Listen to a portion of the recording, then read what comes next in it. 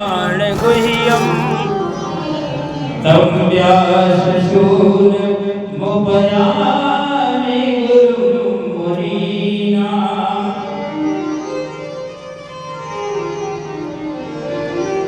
जो गुरुदेव भगवान होते हैं वो समस्त अंतर्रूपी अंतःकरण में व्याप्त अंधकार को दूर करने वाले हैं। क्योंकि गुरु शब्द का अर्थ ही होता है उपारा अंधकारस्ता रकारा तन्निरोधकः। अंधकारा प्रकाशत्वात् गुरु नित्य धीयते।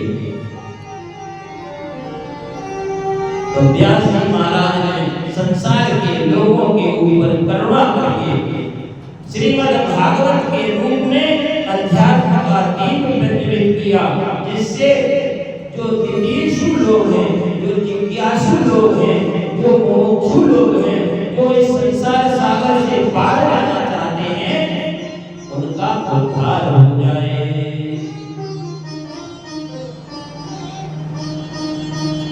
सूत जी महाराज ने जब प्रश्न सुने तो अत्यंत प्रसन्न हो गए। बोले ऋषि, तुम्हारे मन में हमारे प्रति इतनी श्रद्धा है तो मैं तुम्हारे प्रश्नों का उत्तर अवश्य दूंगा। जीव मात्र का परम कर्तव्य है परमात्मा को प्रसन्न करना, क्योंकि जब तक परमात्मा की भक्ति हृदय में प्रकट नहीं होती तब तक कुछ भी सुकृत करो, सारे के सारे सुकृत बेकार होंगे। मनुष्य जीवन का उद्देश्य ज्यादा धन कमा लेना नहीं है, बहुत ज्यादा संसार प्राप्त कर लेना नहीं है।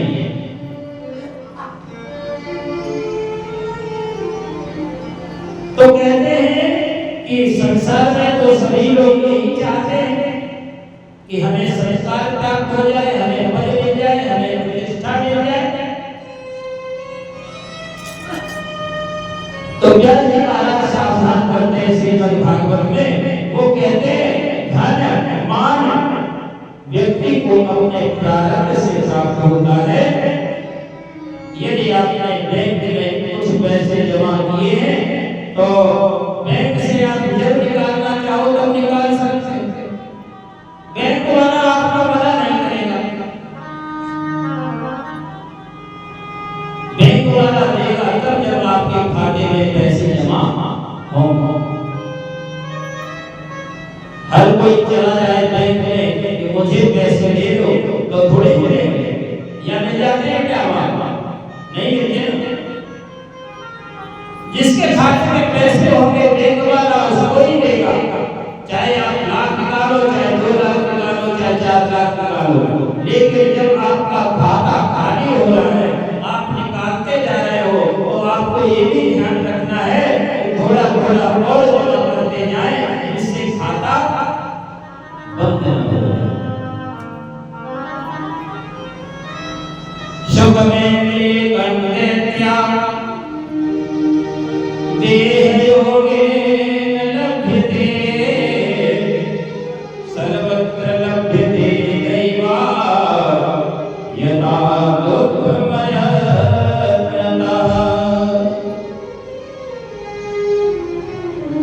इसलिए कहा कि मोक्ष के लिए व्यक्ति को प्रयास करना चाहिए। धन और प्रतिष्ठा तो व्यक्ति के प्रारब्ध में है तो उसे प्राप्त हो ही जाएगा। यहाँ पर जितने लोग बैठे हैं, कितने लोग ऐसे जो चाहते हैं कि हमें दुख प्राप्त हो? कोई ऐसा चाहता है कि हमें दुख प्राप्त हो? मेरी बात आप लोगों को समझ में आ रही, पहुंच रही है? कितने लोग चाहते हैं कि हमें दुख प्राप्त हो? कोई नहीं चाहता, सब सुखी रहना चाहते हैं। लेकिन फिर भी दुख आता है कि नहीं आता? आता है। क्यों आता है? भाई आप जब चाहते नहीं हो कि हमें दुख मिले तो फिर दुख क्यों आता है? जिस मेहमान को आप अपने घर बुलाना नहीं चाहते वो बिन बुलाए मेहमान क्यों आता है? तो व्यास जी इसका उत्तर देते हैं, वो कहते हैं प्रारब्ध की पूंजी है। दुख मिलना, धन संपत्ति मिलना, ये प्रारब्ध की पूंजी है।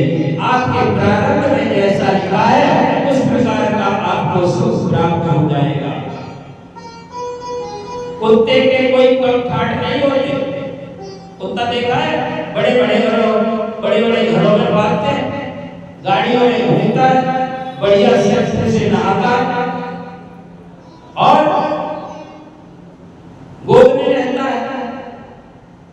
तो उसने वो कुत्ता ही तो है, कोई वाजपेयी तो है, उसका इतना सम्मान क्यों है?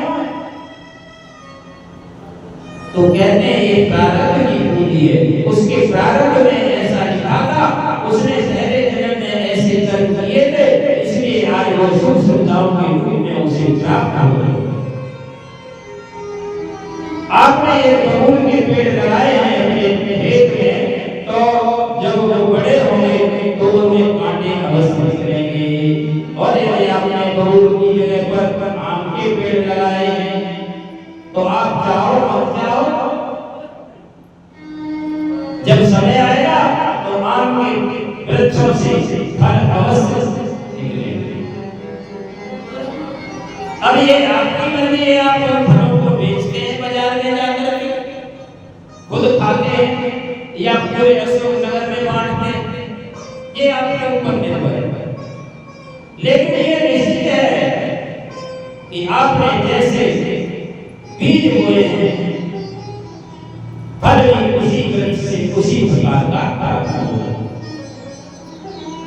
गीता में जो मनुष्य का शरीर है उसे क्षेत्र के विभाग कहते हैं, 15वां अध्याय। माने ये शरीर भी एक खेत है, एक क्षेत्र है। इस शरीर से जिस प्रकार के आप कर्म करोगे उन्हीं कर्मों के आधार पर आपका प्रारब्ध बनेगा और वही प्रारब्ध आपको आगे जीवन में फल प्राप्त करेगा। किसान खेत में जब हल चलाता है, बीज बो देता है, फसल तैयार हो जाती है और घर में भी आ जाती है कट के, और बेचने के बाद भी अनाज बच जाता है, लेकिन किसान कभी भी शांत नहीं बैठता। फसल आ चुकी है, घर में अनाज रखा हुआ है, फिर भी कोई दूसरा बीज बोने के लिए तैयार हो जाता है। ये प्रतिवर्ष कथा होती है कोई पूर्णिमा में। माने कर्म के पुण्य के बीज बार-बार बोते जाओ जिससे आपका खाका समाप्त न हो जाए। अगर किसान भी ऐसा सोचता रहे कि जब अनाज समाप्त हो जाएगा तब खेत में जाकर के हल चलाएंगे, तब अनाज पैदा करेंगे,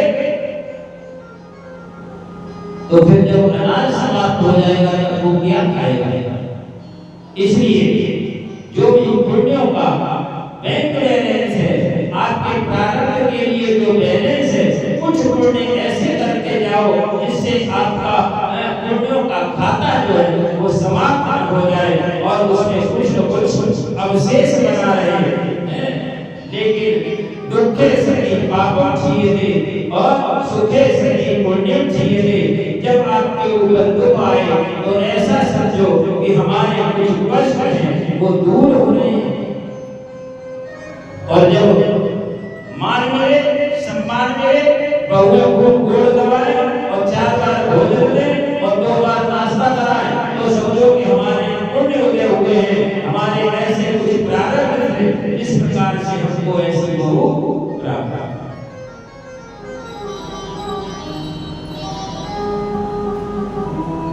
इस मानव शरीर की बड़ी महिमा है और इस मानव शरीर की ये विशेषता है कि जीवन तत्व जिज्ञासा,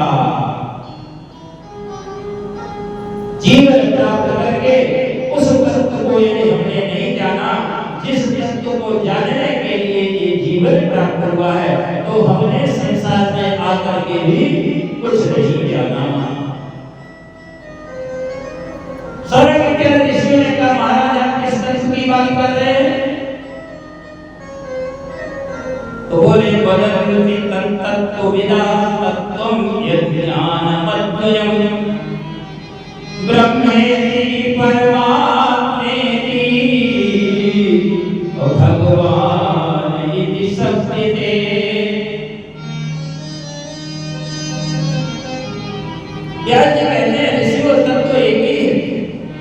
उसी तत्व को जो ज्ञानी है वो उस तत्व को ब्रह्म कहते हैं, और जो योगी है वो उसी तत्व को परमात्मा कहते हैं, और जो भक्त है वो उसी तत्व को भगवान कहते हैं।